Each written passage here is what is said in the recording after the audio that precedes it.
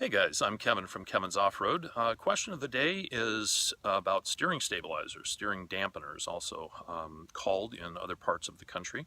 Are they all created equal? And the short answer is no, they are not created equal. They are all designed to do the same job, which is basically dampen motion in a left-right fashion as you hit uneven areas in pavement and on trails also.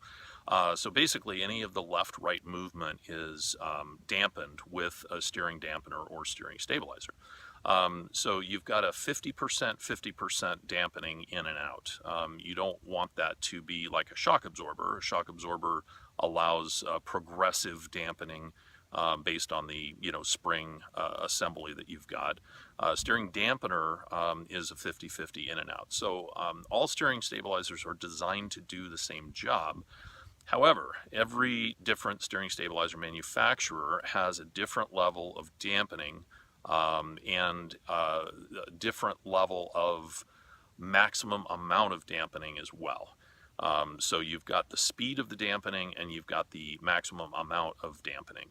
The larger the tire you put on, the larger rotating mass, the more dampening you need.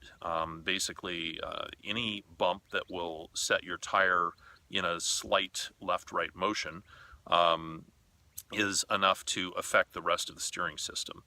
Steering dampener takes some of that energy out and allows the suspension to stabilize. Again, steering stabilizer. This is why they call it that, which dampens the forces. So basically, if you're running, let's say your vehicle came with a 28 or 30-inch tire and you've upgraded to a 35. You're going to need more dampening than you would with the factory steering stabilizer. If you're running stock wheels and tires and you don't have any lift, you can probably get by with a factory steering stabilizer from the dealership. They're probably $100. They're not inexpensive. Obviously, no part from the dealership is ever going to be inexpensive.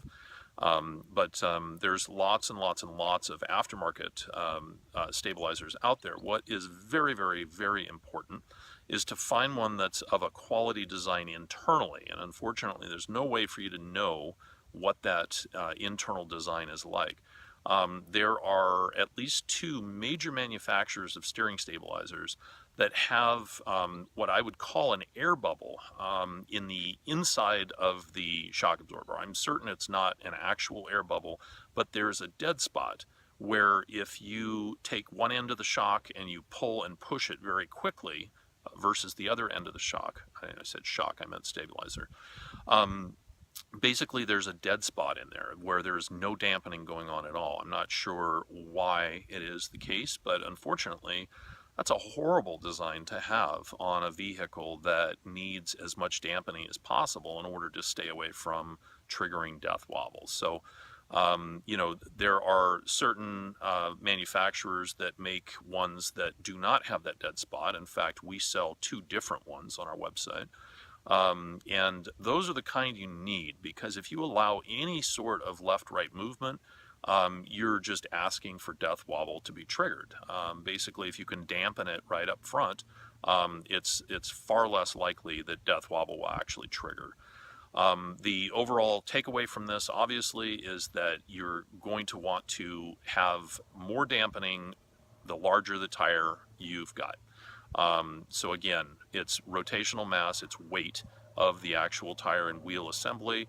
There's various other things that come into play, but basically the more tire and the more weight you've got, the more dampening you need. Sometimes that comes in the form of two different stabilizers. Sometimes people will put stabilizer on both the tie rod and the drag link. As long as it doesn't conflict with anything, and as long as it actually gives you better ride quality and keeps you from triggering into death wobble, then you know what, that seems like a pretty good solution. We have another video that talks about how there's this internet fallacy that you do not need a steering stabilizer. I'll put a link to that video here under this one as well. But basically, that's the answer to the question. If you have additional questions, feel free to shoot us a text message or email. Phone number is 602-841-3355. You can also call in if you wish. We have a guide on how to cure your own death wobble on our website. So if you go to KevinsOffroad.com and type in cure death wobble, there's a whole big long guide. We've even written a book on it. So feel free to grab those resources there. And if you have any further questions, give us a shot. Our email address is sales@KevinsOffroad.com. And I hope your day's going great. We'll catch up with you real soon. Let us know how we can help you out.